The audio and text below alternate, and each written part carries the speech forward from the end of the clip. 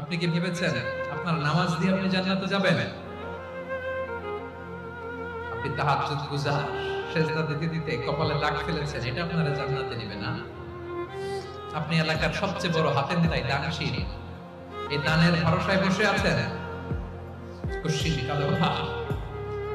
আমাদের নামাজ, আমাদের রোজা, আমাদের ইবাদত, এগুলো কি মিজানের পাল্লায় উঠালে কোনো ওজনই হবে না। তবে আমাদের একটা কৌশল জানা আছে, আমরা আল্লাহর রহমতের ভিখারি। আমরা সেদিন আগেই গুনার স্বীকৃতি দিয়ে দেব। আমরা বলবো, আল্লাহ তুমি প্রশ্ন করার আগে তোমার একটা কথা বলি, আমার কিছু জিজ্ঞেস করো না, আমি সব করেছি। এমন কোন পাপ নাই যে পাপ আমারে দিয়ে হয় নাই।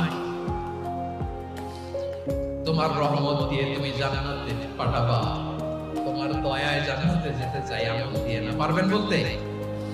কিয়ামতের দিন আমরা বলবো, আল্লাহ আমার আমল দিয়ে জান্নাত চাই না, আমি তোমার দয়া দিয়ে জান্নাত চাই।